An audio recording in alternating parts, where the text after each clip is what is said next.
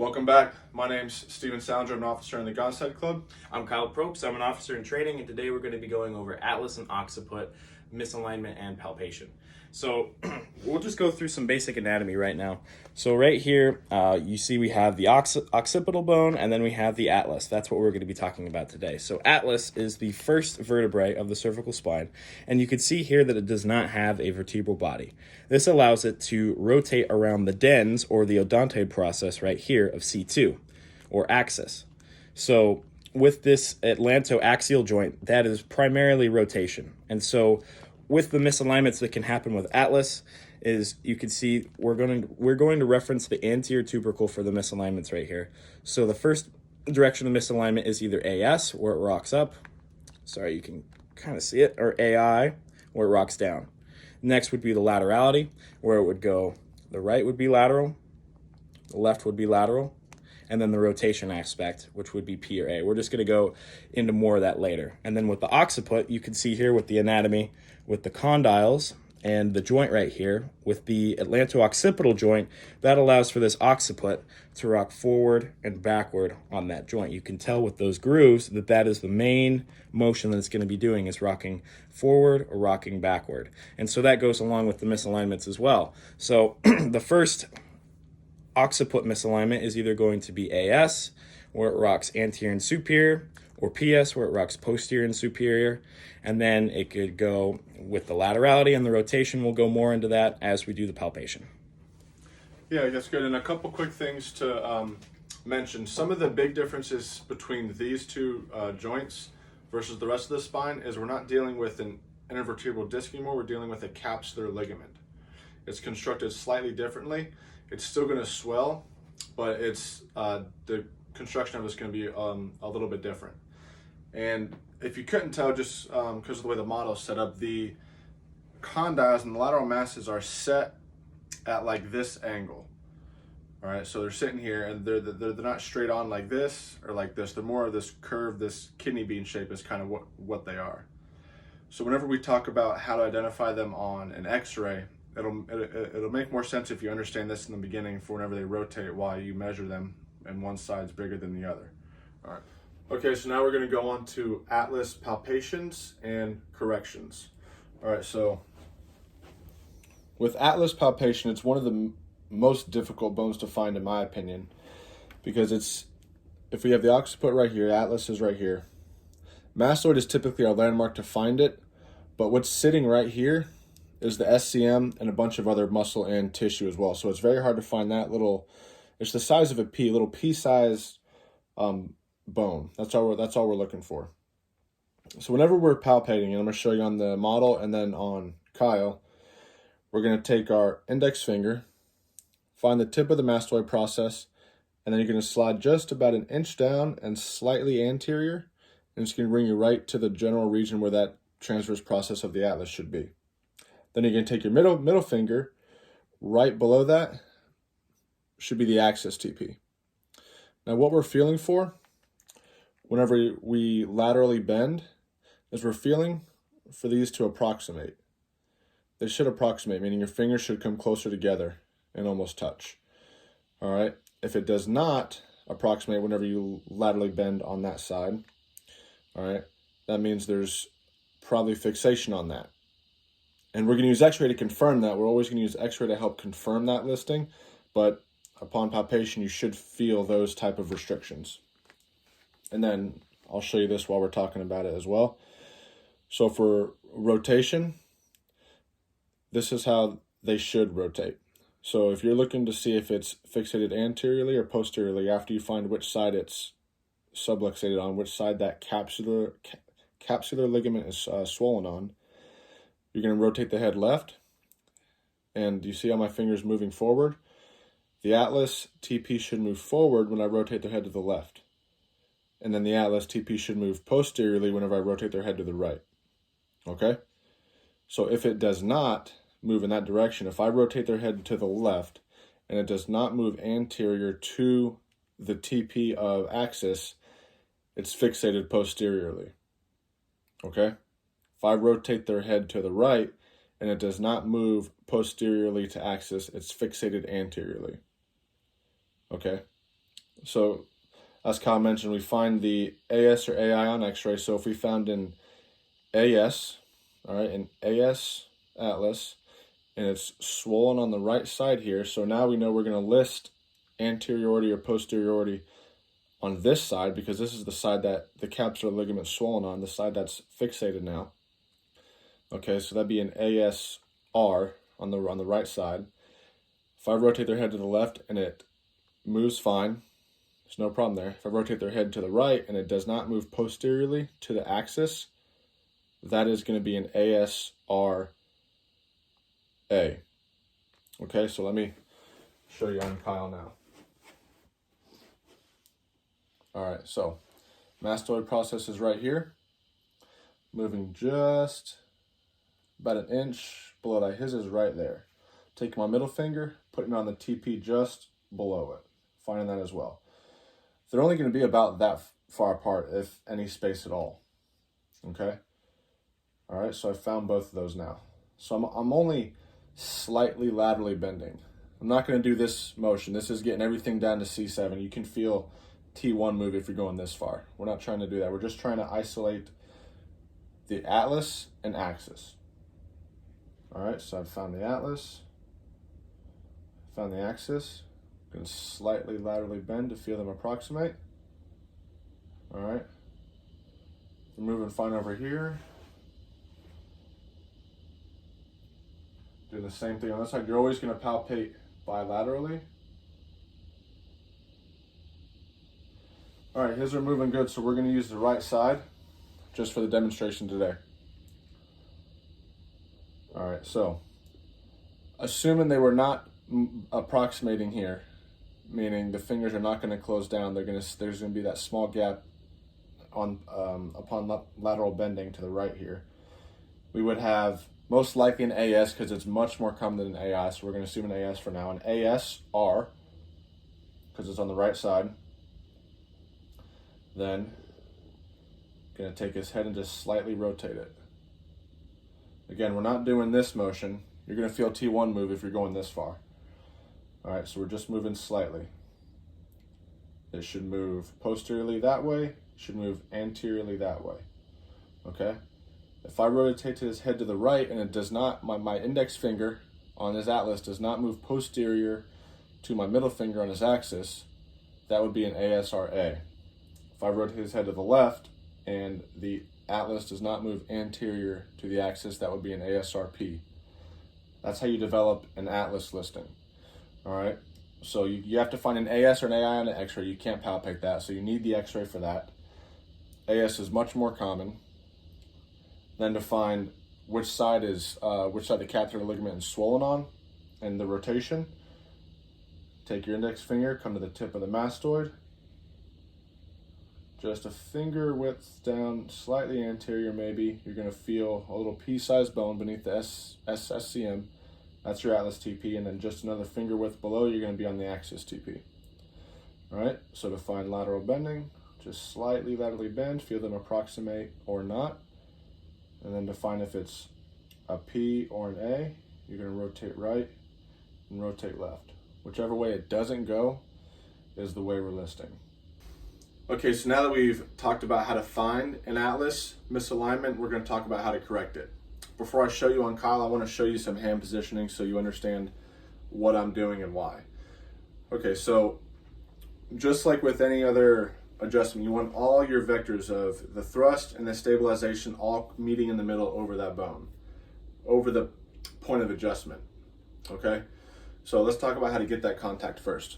So this is how your hand's going to be set up. This is the arm position. You're going to have your both elbows out, completely opposing each other, all right, versus lower cervical or anything down to the upper dorsals, and then on the cervical chair, your elbows are generally going to be in and your elbows are going to be out like this. All right, so now we're moving them, both are going to be out here. Contact point is going to be right there on the tip of the thumb. Okay, so this is the best way to get it, is keep your hand flat, tuck your thumb in like this, keep your wrist straight. Okay, The most common mistake people make is they end up bending their wrist like this because they're too tense trying to get the elbow out. If you can just let the shoulder relax, drop the elbow down, it can help straighten out the wrist a bit. See, the wrist is straight, it's not flexed, it's not extended. This is going to end up hurting you or hurting the patient because you're going to be too tense. Okay? All right, come have a seat, Carl. All right, so patient positioning is always the same in the cervical chair. Patient seated and relaxed, legs are fully extended, toes pointed up, palms up on their thigh. Patient relaxed. So go ahead and relax back on me. All right, to make it easier to find the contact point, we're going to work with an ASR A or P right now. All right, so we found a subluxation. We found that it's AS on X-ray. We've palpated and found that the right capsular ligament between the atlas and axis is swollen, so it's lifted on this side. Our fingers didn't approximate on palpation. And then we're gonna show both an posteriority and anteriority. All right, so the easiest way to find that, or the best way to help you find that whenever you're trying to get your contact point, is slightly laterally bend away from the side of contact, just to open up that space a bit. You're gonna you take your hand, bring your thumb in, start on the mastoid, slide slightly off of it, even a little bit anterior, and you can kind of pull the SCM back just a little bit, and you're going to be right on that atlas TP. Okay? Now, in order to correct, we'll just do ASR. Just going to slightly laterally bend back towards that side until you feel that segment stop moving. That's the point of adjustment you want to start at. Okay? We're going to do our pivot on the stabilization hand. So you're going to bring your thenar off, place it on the mandible here, pivot out, and your fingers are going down the neck. Okay? And you're going to have to find exact placement based on the patient and your finger size. My fingers, because they're longer, most of them go behind. All right? My elbows are out and they're opposing. And if you notice, my wrist is straight. It's not flexed like this. It's not extended. My elbow isn't back here like a lower cervical. It's completely out. Wrist is straight. Shoulders relaxed. And this is the point where you begin to feed in to correct the misalignment. Okay. Another common mistake people make is they laterally bend too far, much farther than they have to. Let me show you. If you're laterally bending this and you still feel it moving away, you've either palpated it incorrectly and haven't found a subluxation there, or you've moved past the point of restriction and you're just moving the rest of the cervicals. You only have to move this, you only have to laterally bend a tiny bit to get this to the point of adjustment. All right, so let's talk about an RA, ASRP or ASRA. So same thing, laterally bend away. Gonna get that contact, wrist straight, elbow out. Okay, so if it's an ASRA, it is fixated in an anterior position. So I'm gonna move his head to the right towards the side of contact to help bring it back to its posteriorly back to its proper positioning. Okay, so let's do that again. Get the contact, slightly laterally bend, slightly rotate towards the contact, pivot on the stabilization, and you can see he's facing the contact side. That's going to be your end position for an ASRA. Now for an ASRP or ASLA as well, either one. Contact, slightly laterally bend towards. If it's a P, moving his head away. If it's stuck posterior, we're moving his head away to bring it back to its neutral position anteriorly. Pivoting, stabilizing here. Elbows out, opposing each other. Keep your shoulders relaxed, your wrist straight. Keep your thumb tucked in. Another common mistake people make is they let their thumb get stuck out too far and they end up contacting like this, coming in like this, versus keeping the thumb tucked in. So don't let that happen. You're going to hurt yourself or the patient, more than likely yourself. So that is atlas corrections and misalignments. So we've talked about how to find it. You've seen the model of the anatomy. We did it on a live patient as well. And one last thing I want to mention And it's talking about the specificity of your contact point. So the atlas, the A in the atlas listing, it means it's gone anterior, and then the S is either superior or inferior, but it always goes anterior first, just like a spinous always goes posterior first.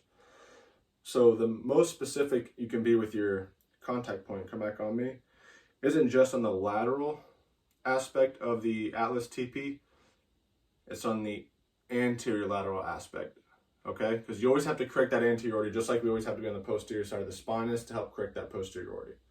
Okay, so you're trying to be on the anterior lateral tip of the atlas, and then you move into right or left correction, and then either the right or left motion to correct anteriority or posteriority. All right, so we're gonna move on to occiput palpation and corrections now. Let's review the listings real quick and how they get there. Okay, so the occiput, let me show you the condyles real quick first. This will help you understand. So you see how they're a little bit of that concavity, if you can see it without any other bones in the way. They have this concave feature, and you can see they're not perfectly straight. They're almost got this kidney bean shape as well. All right, so they're sitting like this. It's like a cup. It's not flat. They're sitting like a cup like this. So this is the occipital condyle that sits inside that lateral mass, and that's why it misaligns. It either goes anterior or posterior, but then it goes superior in either direction because it's riding up that curve. So it's going either anterior and superior or anterior and posterior. All right, so that's gonna help be confirmed on x-ray, as we'll always use to confirm. Let me fix this. All right, so now that we've figured out whether it's either AS or PS, we're gonna end up palpating to see if it's in AS, or we'll use PS in these examples because they're much easier to, or they're much more common. So it's either going to be a PS RS if this capsular ligament is swollen in here, and that's going to be a PS RS RA, PS RS RP, meaning it's fixated posteriorly or it's fixated anteriorly. Okay, let's talk about that. All right, so how are we going to find that? What we can do is find the mastoid on either side of the patient. Bring your fingers back. What you're going to feel is right about, once you get to almost to the posterior side, on the posterior lateral side, you're going to feel the base of the occiput. And then if you push in just a little bit, right beneath that is going to be where the occipital condyles are. And what you can do, go ahead and relax, I got you. So you can lean their head back just a little bit and feed in. And you'll feel them move slightly anteriorly or not. If it does not, that means it's fixated on that side. And you can use your x-ray to help confirm whether that's AS or PS. All right? So we're going to assume they're PS right now. The palpation from here on out is very similar to Atlas. So go ahead and relax back on me. So now our two contact points to palpate, instead of being the TPs of Atlas and Axis, it's going to be the mastoid process on your index finger and the TP of Atlas on your middle finger. All right. So you found the tip of the mastoid process. You can use the same process to find the Atlas TP. Come off the mastoid with your middle finger, just slightly anterior, and you're going to find that little pea-sized bone. That's the TP of Atlas. All right. And then same thing, you're going to laterally bend, feeling for these to approximate. If they do not approximate, that means the capsular ligament on this side is swollen, and that's the side we're going to list whenever we develop our listing. All right, so if this side is not approximating as it should, it would be a PS RS, meaning the right side has gone superior. That's RS. So it's gone posterior and superior, and then the right side is superior. All right, and we're going to do the same process to find rotation. Index finger on the mastoid, middle finger on the TP of Atlas, rotate left, mastoid should move slightly in front of the atlas. Rotate right, mastoid should move slightly posterior to the atlas. Okay, so if it does not move posterior to the atlas, that means it's stuck anteriorly. That means the right side is anterior, so it's an RA. So you got a PS, RS, RA. If we move his head to the left, and the index finger does not move anteriorly to the middle finger, or the mastoid does not move anteriorly to the axis, that means it's stuck posteriorly. So we have a PS, RS, RP. Okay, and we would do the same thing for a PSLS, LA, PSLS, RP. If I haven't mentioned this before, we always list rotation on the side of the swollen capsule. So to help clarify that, we wouldn't have a PS, RS, LP. It would be, if the left side was fixated posteriorly, that means the right side's anterior, so it would be a PS, RS, RA. We'll review that more in future videos, but keep that in mind. We're always, for the axis, or for the atlas and the occiput, we're always listing this rotation on the side of the swollen capsule. All right, so now we're gonna work on correcting the occiput misalignment that you found. Okay, so our contact's gonna be different from everything else, just like the atlas was unique in that we're contacting here with the thumb, wrist straight. The occiput is gonna be similar in a couple ways. The way it's unique is our contact point is going to be the thenar, okay? And then the segmental contact point is going to be this supramastoid groove or notch. It's right above the ear. So if you take your fingers, rub them right behind your ear, you'll see this bone, or you'll feel this bone sticking out, and then there's a little divot slightly above that. That's where we're contacting. We're contacting on top of that, all right? That's our supramastoid groove. Some people's are more prominent and they're going to be easier. Some are less prominent. They're going to be more difficult to contact, but that is the contact point.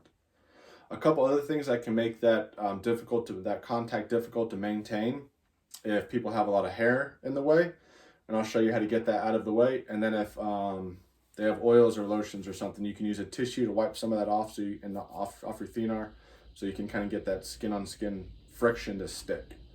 All right, so let's talk about all that. All right, so we're going to assume that it's a PS. They're much more common, and that's the one we're going to work with right now versus an AS. And then we're going to assume it is an RS right now as well.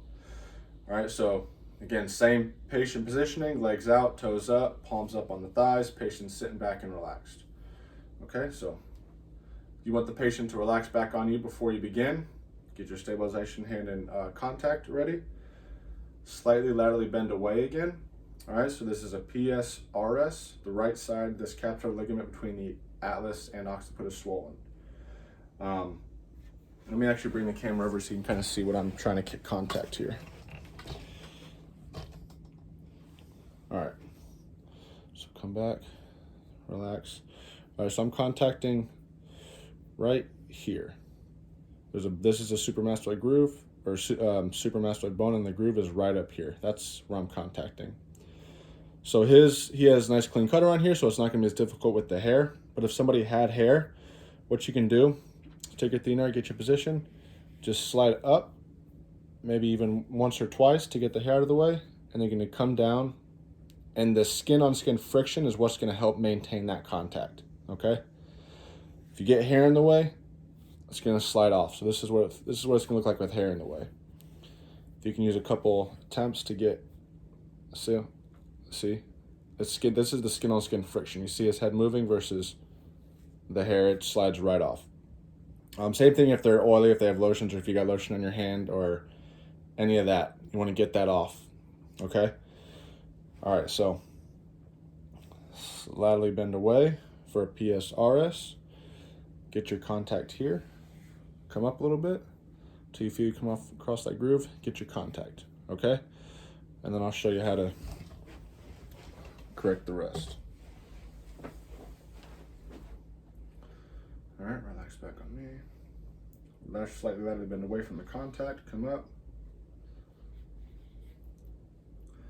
Get the contact, okay? So Same thing, we're going to slightly laterally bend just a little bit. We're only trying to isolate that occipital atlano joint. Get the contact, slightly laterally bend away. Elbow's going to be out. It'll be slightly more posterior than the atlas.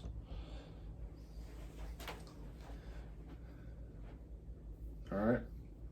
So the atlas was straight out. This will be just slightly posterior, not a lot. All right. You're going to laterally bend away just slightly. This will be a PSRS. Again, with your pivot on the stabilization, keeping the fingers in contact, pull the thenar off, bring it down to the mandible, and then pivot, fingers down the neck. Make sure this elbow is opposing this elbow.